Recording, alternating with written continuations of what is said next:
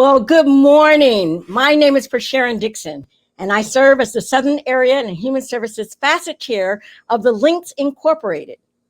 On behalf of our Southern Area Director, Sylvia Perry, I would like to say welcome to the Walk for Healthy Living 25th Annual Walk-a-Thon and the Southern Area Chapter Check-in. This is an annual event, and it's designed to encourage our members, their families, and friends, and the community we serve to improve their overall physical and mental well-being by walking more. Physical activity is an integral part of a long-term overall health strategy, and we support that through our walk-a-thon held annually during the last week of September. While today we promote the importance of walking, our sisters across the 7 states and Nassau, Bahamas that comprise the Southern Area have been on the move as we walk to fulfill our national commitment to walking 75 million steps by the Link's 75th anniversary in 2021. We are excited to be here today. And while the pandemic has altered our normal large gatherings, our sisters are walking with their family members and furry friends while social distancing in their neighborhoods, local parks, and school walking tracks.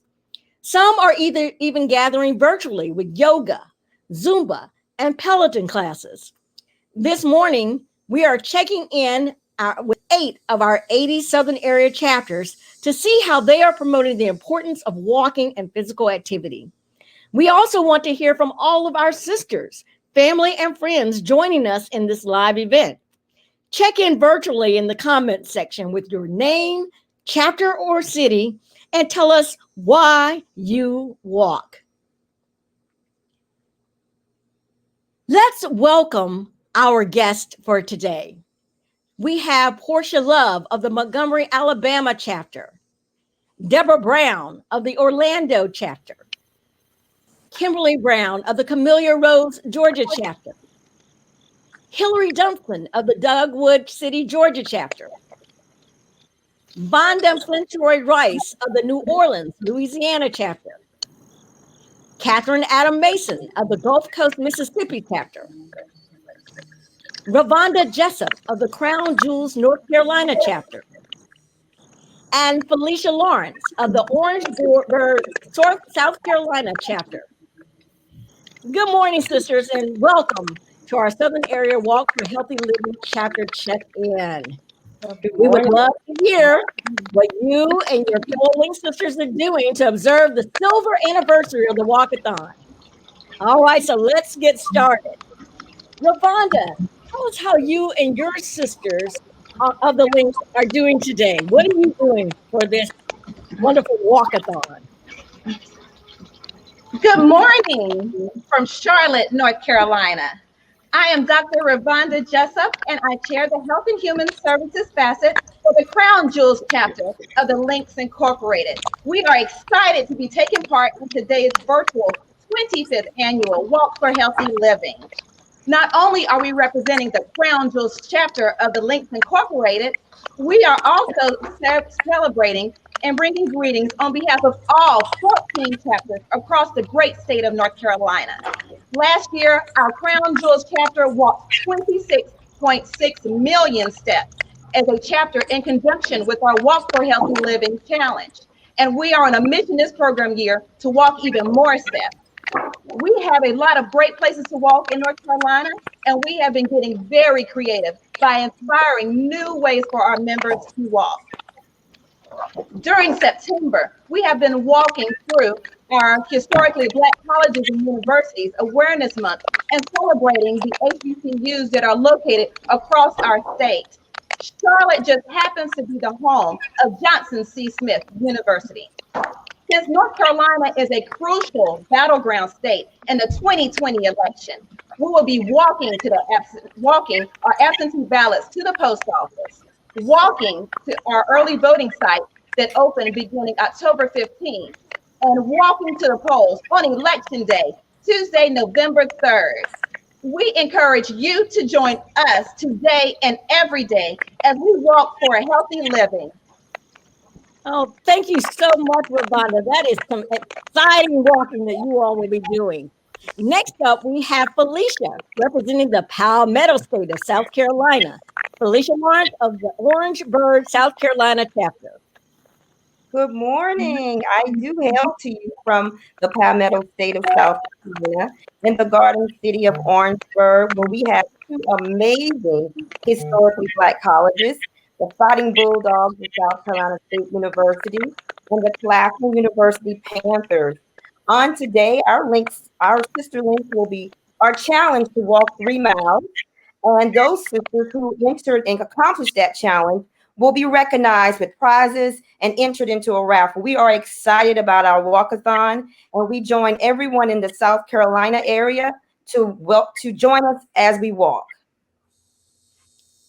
That is absolutely exciting. And now we'll hear from the Gulf Coast of Mississippi, Catherine Mason. Good morning and thank you. I'm Catherine Adams Mason. I'm checking in from the state of Mississippi, the Magnolia State. I am president of the Gulf Coast chapter, and we cover 3 counties in Mississippi, the Harrison, Hancock, and Jackson County. We like to say we are from the point to the bay, Moss Point, Mississippi, to Bay St. Louis. We have strong sisters that are actively walking today. We started off with a dance that was created by our sister to warm up. We also did a Facebook Live today to walk. We are encouraging all of our sisters to do at least 5,000 steps. But also, we are walking for our HBCUs. The state of Mississippi has 5 HBCUs. We have Russ College, and Russ College is the oldest HBCU in the state of Mississippi. And Russ College is also have a link sister that is president. Dr. Ivor Taylor is the president of Russ. We have Tougaloo College, and that is my college, you might see. And that's where history meets the future. We also have the president being a link sister, Dr. Carmen Walters at Tougaloo. And then we have Alcorn State University. Alcorn is the first Black land-granted college. And Alcorn like to say where knowledge and character matters. Then we have JSU, Jackson State University, home of the sonic boom. And at Jackson State, that's actually where I was born. Back in, I don't want to tell you my age, but Jackson State had a hospital on their campus. Then we have Mississippi Valley. That is the Delta, in the Delta of Mississippi, and they call themselves the Delta Devils. Mississippi Valley is the home of Jerry Rice. We stand on the shoulders in Mississippi of so many great people coming from the HBCU, like Ida B. Wells from Russ College, Congressman Benny Thompson, and he's from Tougaloo. The president of the NAACP is from Derek Johnson is from Tougaloo. And we all know the challenge that we have had in Mississippi, and you also have heard of Medgar Evers. Medgar Evers was from Alcorn. Then we have Rod Page, Jackson State, and that's just the name of few. So we are walking today, not only for HBCU, we are walking for social justice. We are walking to the polls. We are walking to vote. And we would like for you to do early voting, mail-in voting, vote. We have to. We have to stand up and be the voice of people. And we have to take people to the polls. We have to go to the polls. It is a must. And the links are on the move to make a change in social justice and to better our health. Thank you. Absolutely, Kathy. We are absolutely on the move. And Just right next door to Mississippi is the great Bayou state of Louisiana. So let's hear from Vonda of what's happening in Louisiana. Greetings from New Orleans, Louisiana. I am Vonda Rice, the president of the New Orleans chapter of the Links Incorporated. We are home of 3 HBCUs, Dillard University, Southern University at New Orleans, and Xavier University. We are 48 members strong, and we are walking all over New Orleans. They are working voter registration drives today, canvassing neighborhoods, and reminding citizens to complete their 2020 census. The New Orleans chapter of the Links Incorporated is asking you to make your voice heard and vote because our lives depend on it. Say her name, Breonna Taylor, and remember all of their names. Thank you. Thank you so very much. Yes, we have to continue to say her name. And as we're walking, we are continuing to walk for the privilege of African-American women to be recognized when it comes to this social unrest.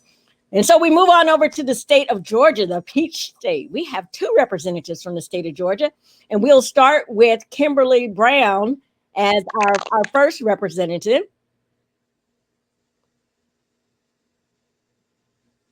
It's coming to us from Camellia Rose. She's on mute. We need your volume. Good morning, Link Sisters. This is Kimberly Brown of Camellia Rose, Georgia chapter. I stand here at the Atlanta University Center in front of Spelman College, and to my left is Clark Atlanta University. We are doing many activities today. Some of them are line dancing, Zumba, yoga. At 2 o'clock, Camellia Rose will feature yoga class today with the Atlanta cluster chapters. So we hope you will join us. You can get on our website or get on the Camellia Rose Facebook chapter, Facebook account. Thank you, ladies. So we love that there are all these virtual opportunities for us to meet together, and certainly look out for the Camellia Rose chapter. Hillary Dunson, where are you? And what is your chapter doing today? Good morning, Link Sisters. I am Hillary Dunson. I am the marketing chair and serve on the HSS committee for the Dogwood City chapter. I'm also a proud graduate of Howard University and Clark Atlanta University. I bring greetings from the Dogwood City chapter in Atlanta.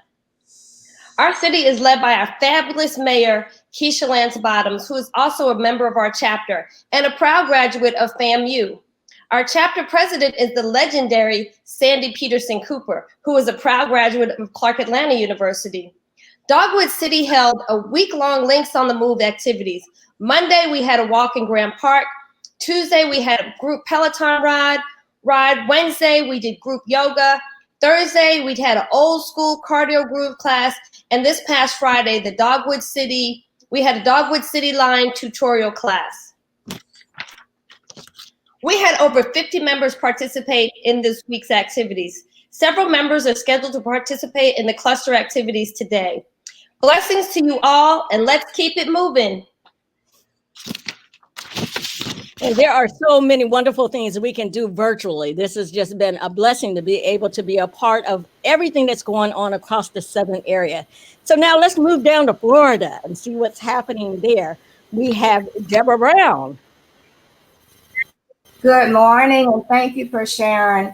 I'm excited to be here this morning to tell you a little bit about what we're doing here in the state of Florida.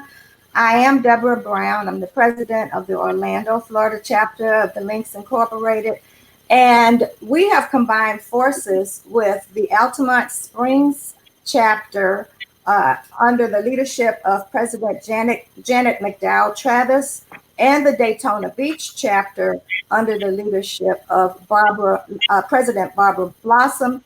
And we have over 40 sisters who are participating with us in the Walk for Healthy Living.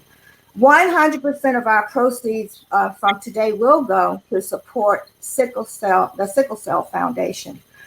Our walk facilitator, Lanine Brown, and our Health and Human Services facet members have a great program planned, which will start after this program today. We have a program that will include some physical activity, We will also be honoring our platinum member who she's a platinum walk ambassador is what we call her. Her name is Janelle Walden. We're excited about honoring her today. We will also be participating in some fun activities, and we're going to finish out with the virtual walk for healthy living. And I just want to give a shout out to our area director, who is from the great state of Florida, and that is Sylvia Perry. So we're excited about what's happening here in Florida. Last weekend, we participated in the UNCF walk, and we have been very much supporting our HBCUs, and we'll continue to do that. And so we challenge everyone to continue walking, to continue being healthy and taking good care of yourselves. Thank you. Thank you so much. You're hearing so much about our HBCUs across the southern area, of which we have 57. We're celebrating HBCU Homecoming Week. So this is great to hear about all of our walkers out there supporting the HBCUs that are near them. Now, we have one more great state to honor today, and that would be the state of Alabama. Portia, what's happening in Alabama? Good morning. My name is Dr. Portia Love, and as the Health and Human Services Facet Chair, I bring you greetings from the Montgomery, Alabama chapter. Montgomery is the capital city of the state of Alabama, and we are proud to be the birthplace of the Civil Rights Movement. Montgomery is also home to the new Legacy Museum and the National Memorial for Peace and Justice. Montgomery is home to two HBCUs, the Alabama State University and Trenton State Community College. Founded in 1953, just prior to the Montgomery bus boycott, our chapter is 67 years old. We are proud to be home to former Southern Area Director Katie Bell, current National Parliamentarian Dr. Tina Davis, and current Southern Area Programming Director Dr. Deborah C. Thomas. The Montgomery chapter has made the Walk for Healthy Living a family affair. We have 50 walkers, including Lynx and their spouses and children, walking all over the city of Montgomery today. Our chapter has recently launched the 75 Million Steps Challenge with a goal of each member walking 10,000 steps per day. And I am happy to report that since August, we have already walked 1.5 million steps. We know the benefits of walking include heart health and blood pressure control, blood sugar and diabetes control, and weight management. And as a dermatologist, I know that walking can also help your skin. We know that by increasing your heart rate and improving blood circulation, walking can help deliver oxygen and nutrients to the skin, which keep the skin healthy, promote collagen production, and helps us age gracefully. Walking has also been shown to decrease stress. And so we know that some conditions like acne, eczema, and even hair loss that are worsened by stress can show some improvement with walking. And so the Montgomery, Alabama chapter is thrilled to celebrate the 25th anniversary of the Walk for Healthy Living. And we are ready to be Lynx on the move. Outstanding. Look, you can hear we have so many reasons to walk: physical, social, and civic. And so we are glad to have everyone out there. Now, the southern area is the area of the first international chapter, the Nassau, Bahamas chapter. And while our Link sisters there cannot join us today for the live, they want you to know that they're walking as well. They're on quite a bit of a restriction due to the pandemic, but it doesn't stop us from being able to walk around our homes or to engage in other kinds of activities. So thank you to our Bahamas chapter for all that you are doing. Now, as you've heard, our sisters are well on their way to fulfilling the 75 million steps for 2021. But this is just not about steps. It's also about being healthy, mentally and physically. So we have a couple of other questions for our ladies who are on this call today. We want you to tell us what motivates you to walk. And we'll set that for Portia in Montgomery. What motivates you to walk? So I have 3 young children, ages 2, 3, and 5. And in order to keep up with them, I have to walk. They are very active, and so I walk for them. Also, I have a family history of diabetes, and so I walk to prevent that.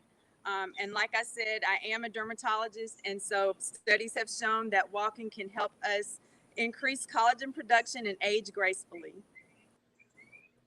Well, we all want that. We want to stay pretty. I know that. So, Deborah, that'll get me out walking. What about you, Deborah Brown? What gets you out walking? Well, you know, this is called the Sunshine State down here in Florida, and there are just so many great reasons to get outside and walk. It's a great way to enjoy the beautiful weather. It's free. You don't have to pay a gym membership. You just have to get out there and get moving. And research shows that it's good for your brain. It promotes creativity. You can lose some unwanted pounds just by getting out and walking. And I know that for women, we really have to be conscious of our heart health. And the American Heart Association says that the simplest lifestyle change you can make for heart health is to simply start walking. So it's just good for women in particular. I also read a study from Tufts University that talked about people who walk, women who walk at least 7.5 miles a week have higher bone density than other women. So we have to make sure we take good care of our bones too as we age. And it's good for your kids, it's good for your dogs, it's good for your spouse. And it's just a great way of feeling one with nature. And it's very calming to me. And when I'm walking, I think I stop and take time to just count my blessings and look at nature and all the wonderful things around us that God has provided for us. Mm-hmm.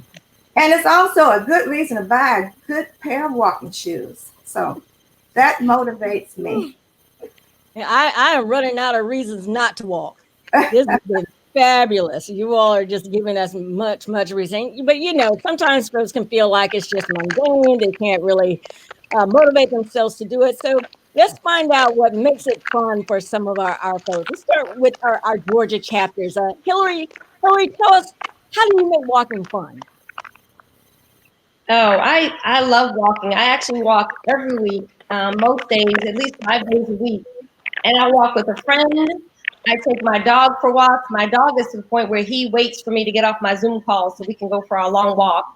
And I always walk with music. I have my earbuds in and I walk to music, and it just helps me relax. And in this pandemic, it has been very, very wonderful in regards to reducing my stress. Mm-hmm. So I like walking, and I've also lost 10 pounds since the virus and stayed home because I've been walking every day.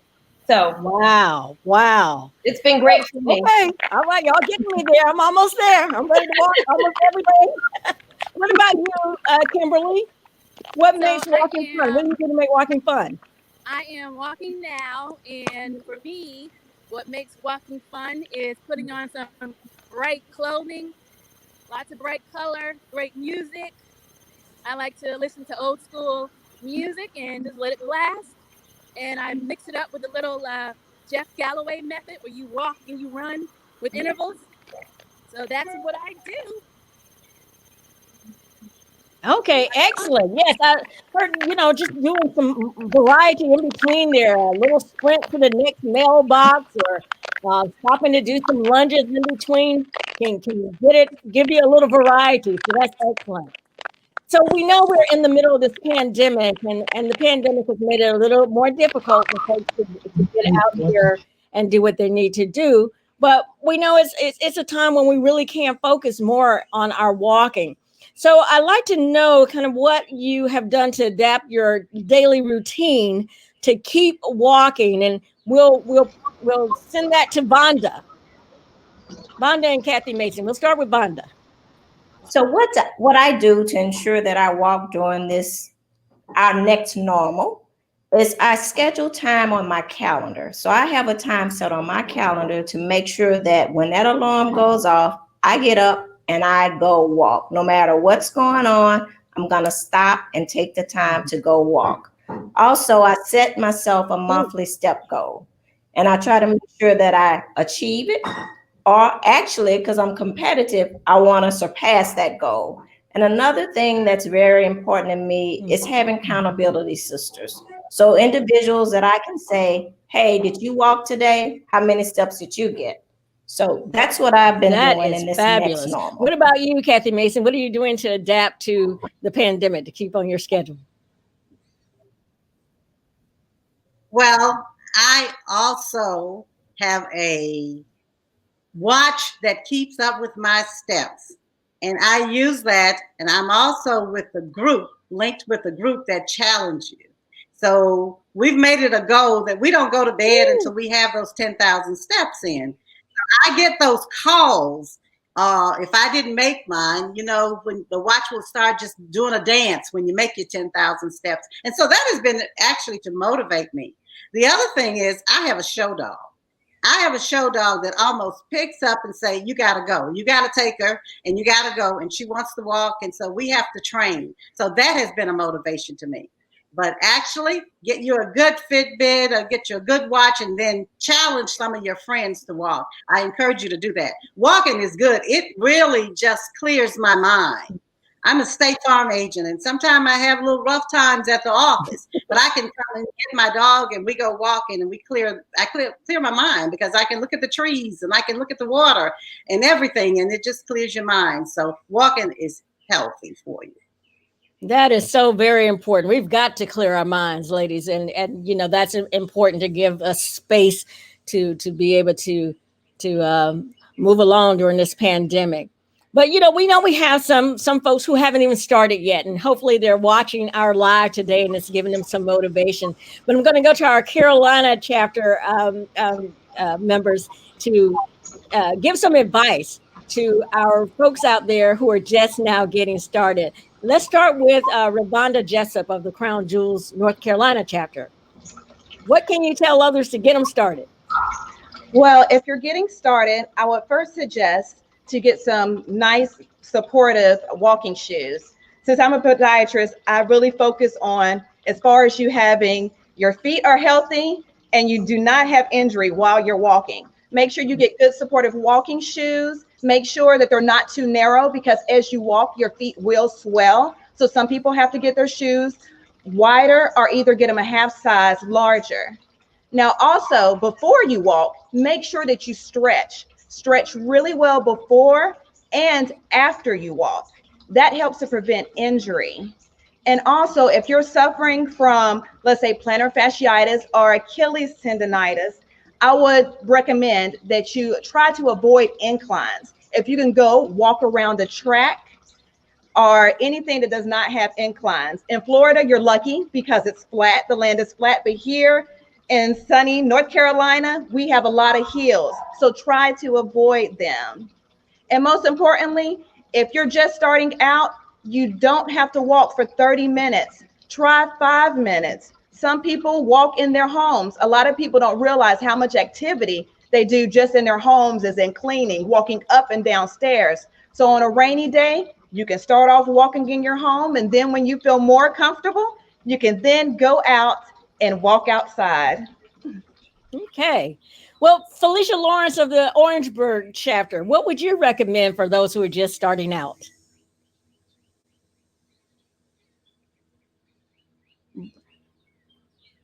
Felicia, we don't hear you just yet. Oh. I recommend when you're getting started to pace yourself. Just like the Link Sisters have said, get those great pairs of shoes. Start out slow. I began walking 4 years ago, and it was simply a 20-minute walk. And then I started challenging myself, and I added 5 minutes. Then I added 10 minutes. Before I knew it, I was up to 3 miles. And I've been an avid walker ever since. But pace yourself, challenge yourself. Don't look at anyone else around you. They may pass you by. Someone may jog by. Don't mind that. Pace yourself and increase your steps daily or weekly. But continue to walk. Don't get frustrated. I initially remember being frustrated because I saw a lot of people around me running and jogging. That might not be for you, but just continue to walk, be your own competition. Well, that's sound advice. And, you know, as a physician myself, I'm a pediatrician. I would say this is so important for us to begin to have walking as the thing we do. I mean, start out with your kids. Your children really need to get out there. We're seeing obesity in kids so much earlier, which leads to those chronic illnesses that we normally would only see in adults.